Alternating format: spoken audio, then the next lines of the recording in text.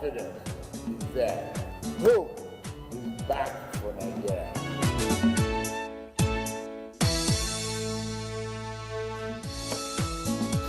President Tinubu sues for responsible journalism as Presidential Press Corps holds inaugural dinner.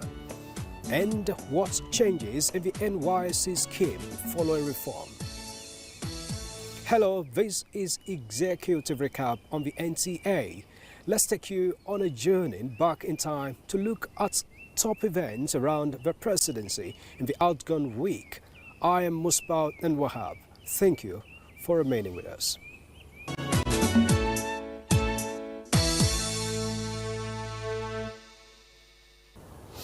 President Bola Tinubu has called on Nigerian media to see themselves as partners in national development, urging them for collaboration in protecting the nation, particularly in the face of the fight against insecurity. President Tinubu spoke at the inaugural annual Presidential Press Corps dinner at the State House Conference Center in Abuja. Here was a gathering of men of the pen in the highest office in the country. They pride themselves as the most elitist press corps on the continent.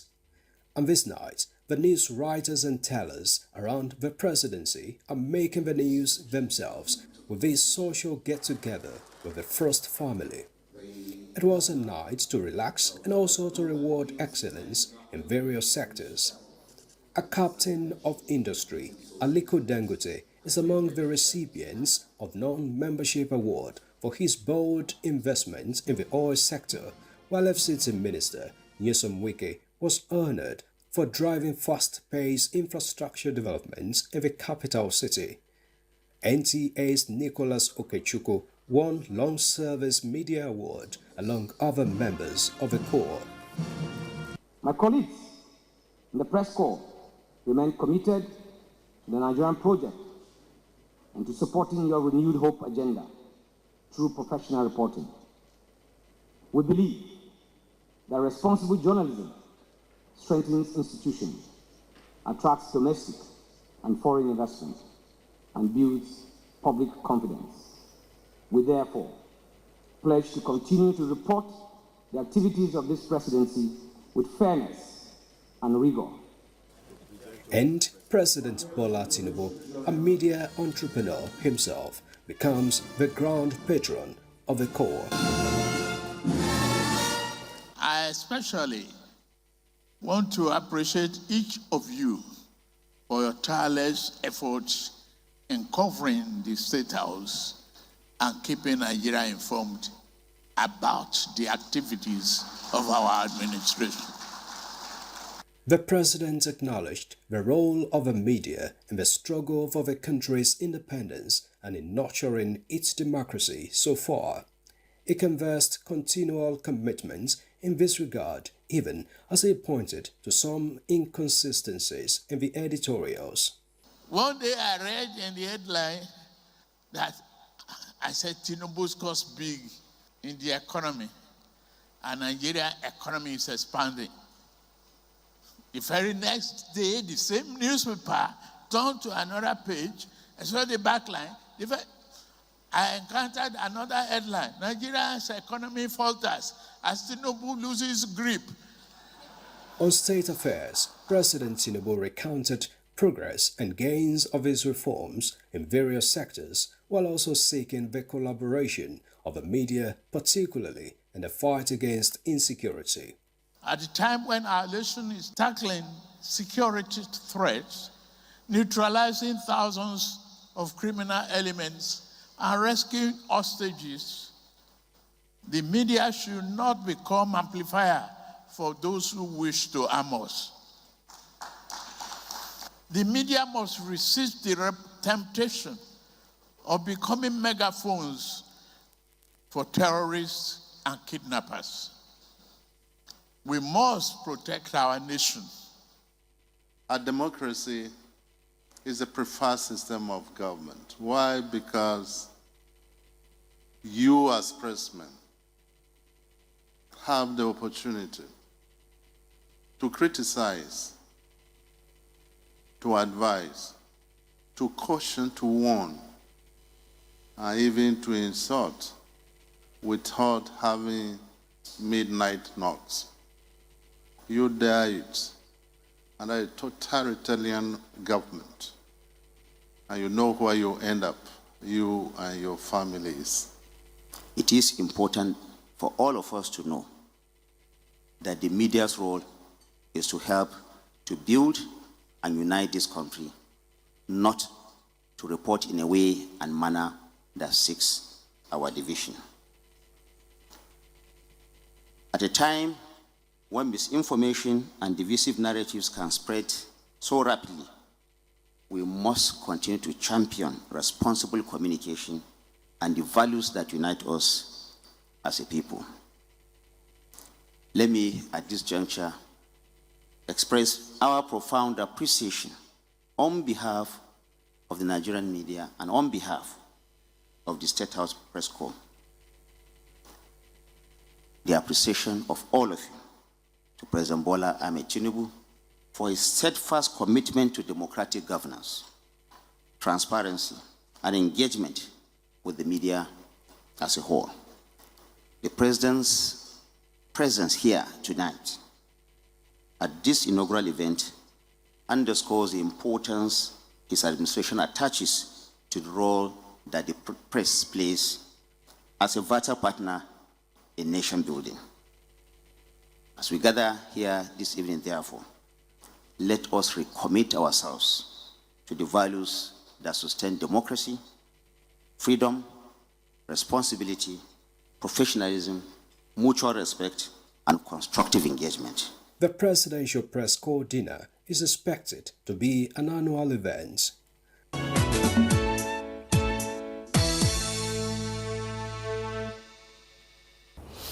Earlier in the week, the Federal Executive Council took some decisive steps to reshape various sectors. Part of them was an approval for a major financing plan to boost micro, small and medium enterprises, MSMEs, in the country. The Council is also planning a holistic reform of the National Youth Service Corps, NYSC, after 53 years of a scheme to reposition it towards greater productivity of the Nigerian youths. The Federal Executive Council received new faces of the recently inaugurated members, Minister of Power, Joseph Tidwe, and Minister of State, Foreign Affairs, Shola Enikan-Laye. And so, the meeting commenced for another round of deliberations and far-reaching decisions.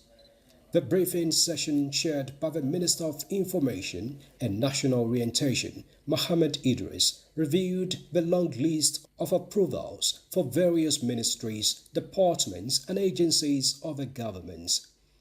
The government is taking a major step to reform the National Youth Service Corps, NYSC, for the first time since its creation in 1973.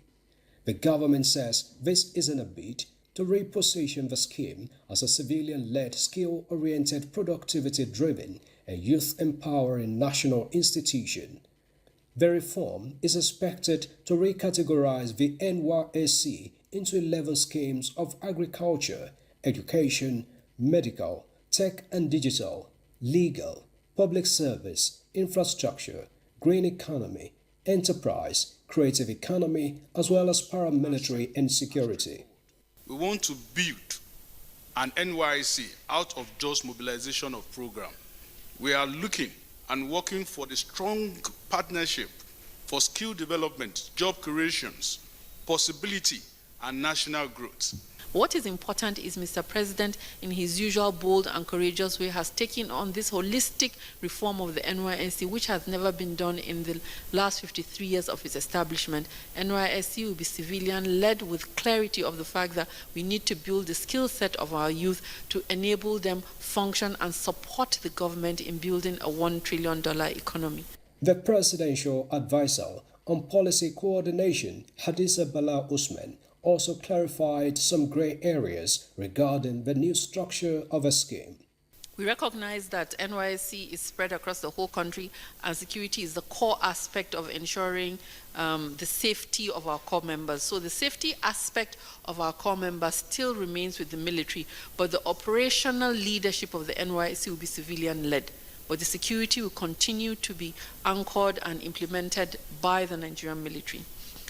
Increasing the length, we're not increasing the length of the NYSC itself, it still remains within the period. What we're looking at is within the core streams. So for example, I'll give you an example of the digital core.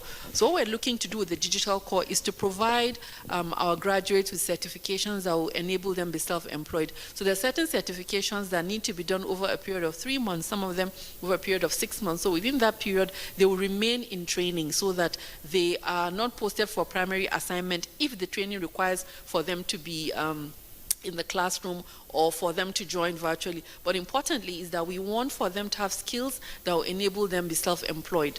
So that is it. But the 1 year period remains. It is within the camp period that we're looking at. Depending on your stream that you pick will determine the period you remain in the NYSC camp or determine the period where you connect with the NYSC organization for them to provide you with the necessary training that speaks to your core.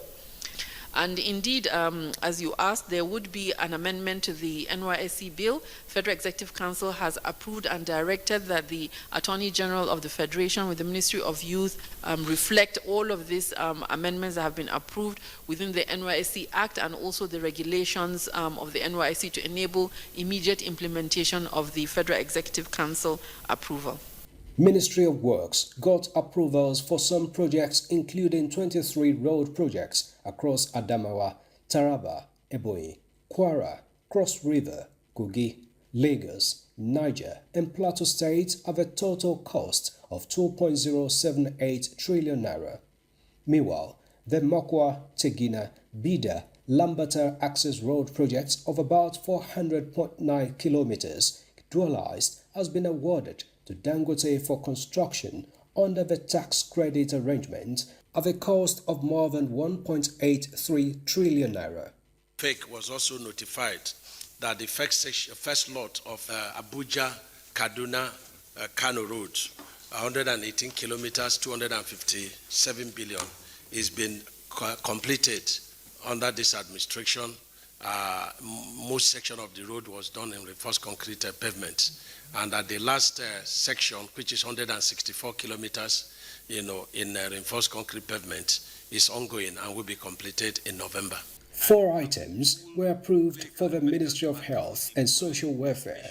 They are approval for the upgrade of a snakebite treatment center in Kaltungo, Gombe State, to National Snakebite Research and Medical Center with expanded mandate to attend to high cases of snake bites, particularly in the northeast, northwest and north-central zones. There are also approvals for the procurement of tuberculosis treatment commodities, as well as procurement of reproductive health drugs and commodities to provide family planning and maternal health commodities for those interested in birth spacing. Other approval is the procurement of 10 units of CNG-powered blood donation medical clinic vans to be deployed across all the geopolitical zones and enhance blood donation in the country. These blood donation vehicles can be deployed to mobilize donors so that we enhance the collection of blood that is critical for pregnant women who may require cesarean section, for trauma victims, for surgery victims, for patients undergoing surgery, but also for those being treated for cancers who require repeated transfusions or other elements of blood.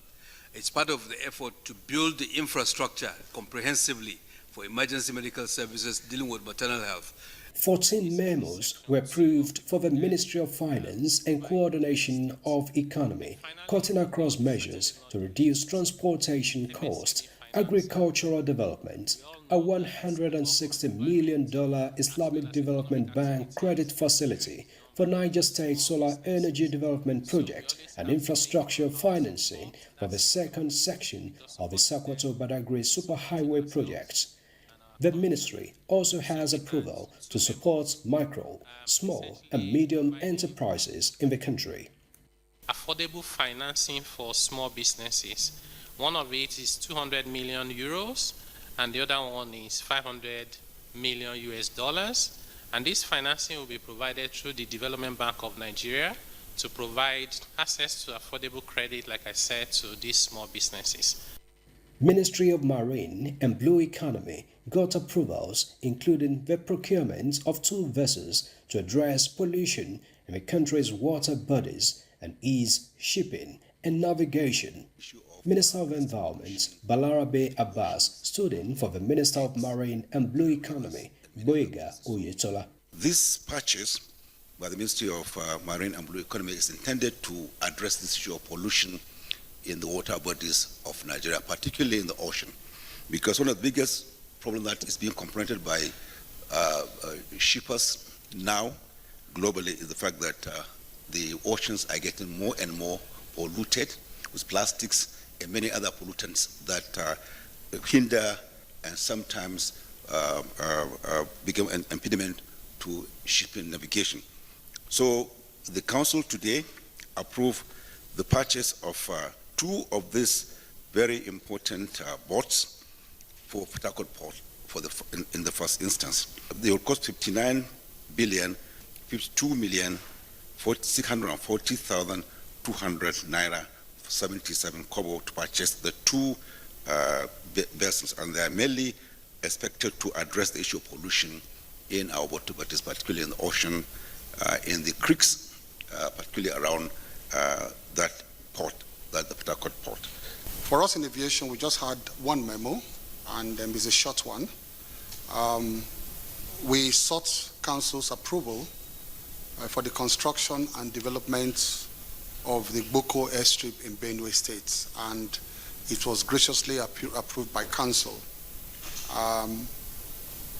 It was awarded in favor of Mrs. CCECC Nigeria Limited in the sum of 34,398,211,538 naira 64 kobo.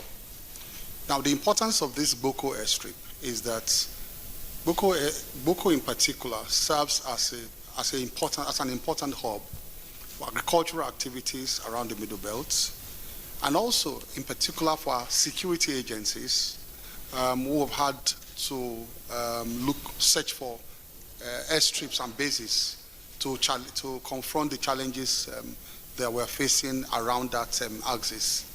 It's also a base. It will also be a base for humanitarian activities and services, medical emergency services. That is how important that area is, and we thought it was important to put an airstrip there to confront and address these challenges of government. So we got the gracious approval of Council for the construction of the Boko airstrip.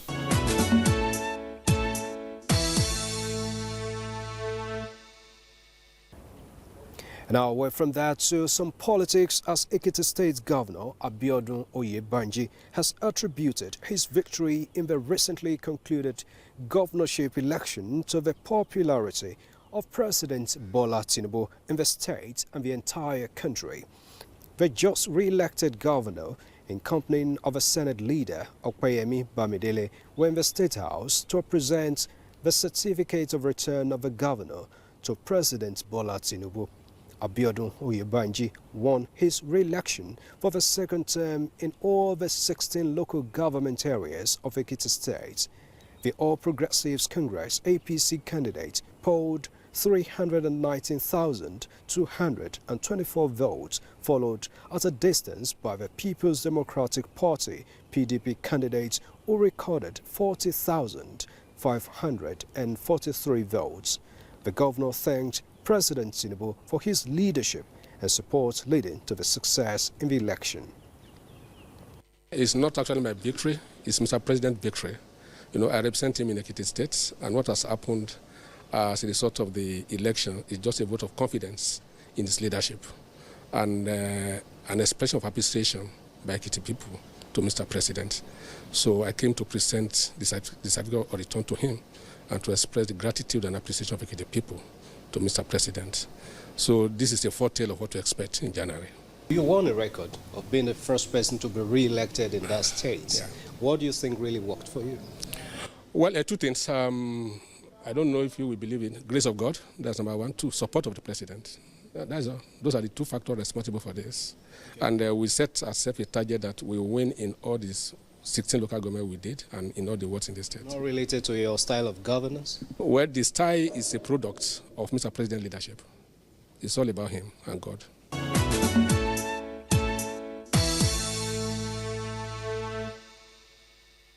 And the National Sports Commission, NSC, has promised to compensate Nigerians for the World Cup loss with medals from the 2026 Commonwealth Games starting in Glasgow this month.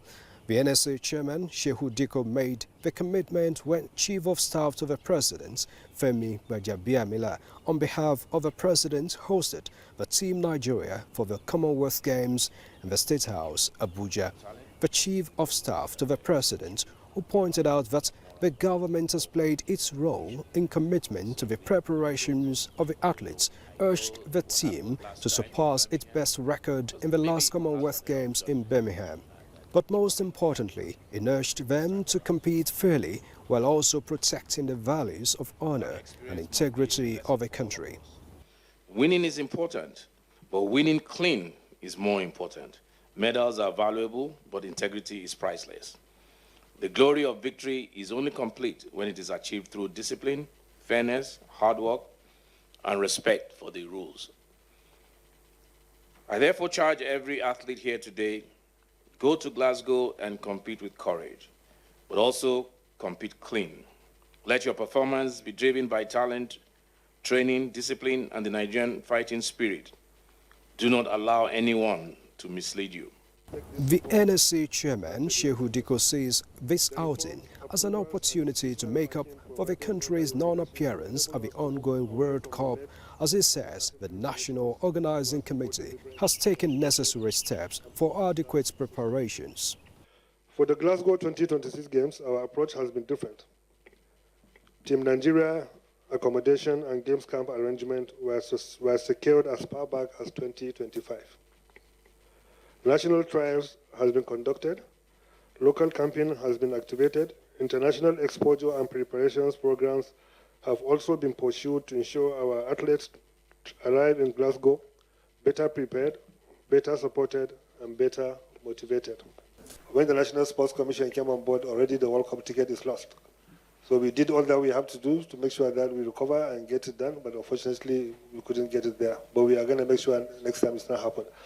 And we are promising to use the Commonwealth Games to bring back the happiness to Nigeria, to see Nigeria winning at the global stage. We have a deal with Puma that if we do well and activate well, the sponsorship that we're going to get from them is going to be historical, never seen before in this country or this continent.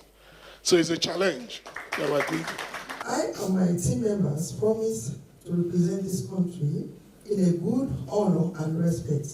And we are going to protect the honor of this country. Because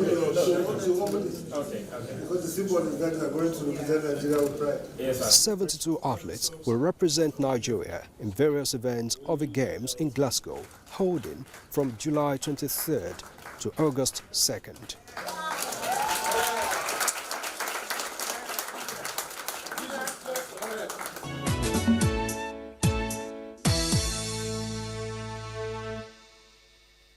And that has been Executive Recap on the network service of the NTA. Thank you so much for being part of it.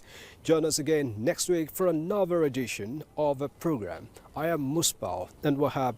God bless you and yours. God bless Nigeria.